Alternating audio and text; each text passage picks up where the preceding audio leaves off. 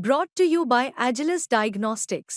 Health test की बात आती है तो मैं भरोसा करता हूँ India's largest diagnostics company Agilus diagnostics. खुद को टेस्ट करते रहो। आज हमारे साथ हैं आम आदमी पार्टी के डबवाली से प्रत्याशी सरदार कुलदीप सिंह गदराना। उन्हीं से बात करते हैं, चुनाव कैसा चल रहा है? चुनाव बहुत बढ़िया चल रहा है, लोगों में भारी उत्साह है। लोग इंतजार करेंगे 5 अक्टूबर जल्दी आए तो जहाँ झाड़ू चलाएं।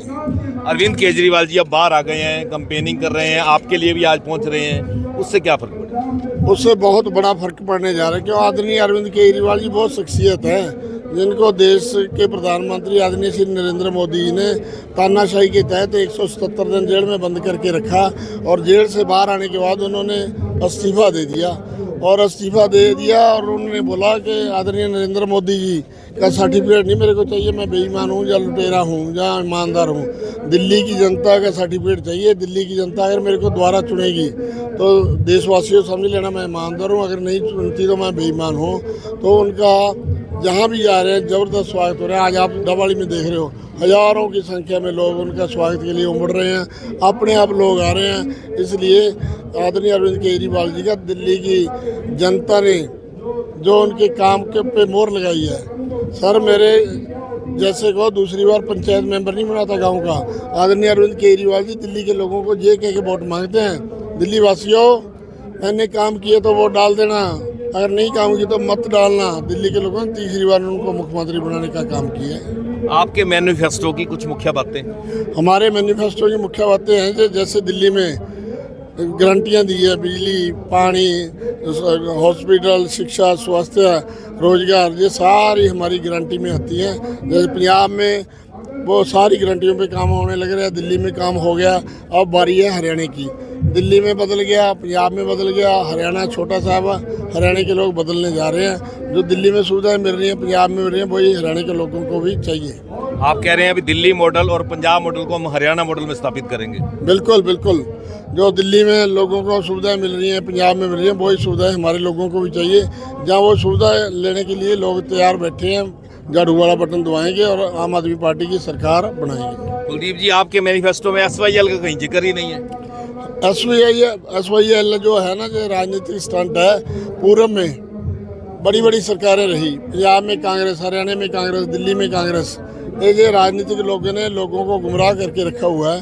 पहले बीजेपी काली रहे, नेलो बीजेपी रही, सेंटर में बीजेपी रही। उस टाइम भी इन्होंने इस समस्या को हल करने के लिए कोई आगे पहल नहीं की। जो इनका रवायती पार्टियाँ जो पुरानी, इनका जो राजनीति के मुद्दे होते हैं, जब चुनाव आ गया उस टाइम इन मुद्दों को उठा लेते हैं, जब चुनाव चला गया उस टाइम इन मुद्दों को गायब कर देते हैं। तो आम आदमी पार्टी के आदरणीय अरविंद केजरीवाल जी ने कहा है कि देश में जो मुद्दे हैं ना राज्यों के, ये हम हल कर सकते हैं। जो बेईमान पॉलिटिशियन जो पुराने समय से रवायती पार्टियाँ ये नहीं करेंगे।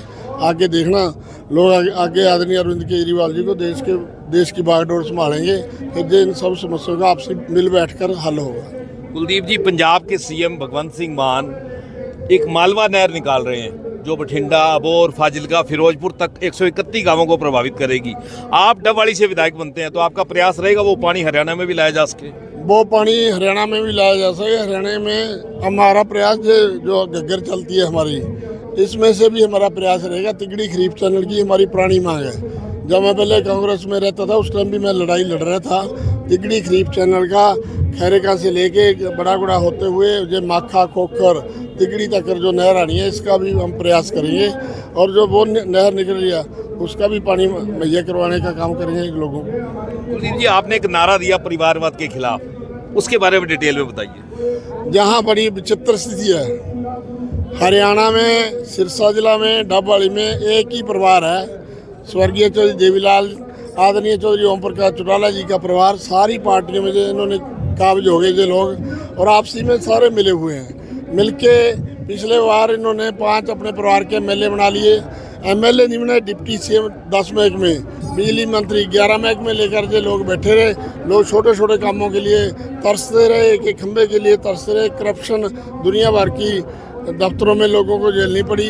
तो इनका मकसद कुछ नहीं है, इनका राजनीति करना मकसद है धंधा। इनके बड़े बड़े बिजनेस हैं। इन्होंने पिछले समय में लोगों को गुमराह करके राय ली है, राय लेने के बाद लूट करी है लोगों की, और वो लूट को बचाने के लिए, छुपाने के लिए जो धंधा करते हैं, लोगों की समाज सेवा के लिए राजनीति नहीं करते। डबली को जिला बनाने की मांग हो रही है। आपको याद होगा पहले ये डबली एक जिला था, सिरसा उसका कस्बा था, अब फिर दोबारा डबली को जिला बनाने की मांग हो रही है।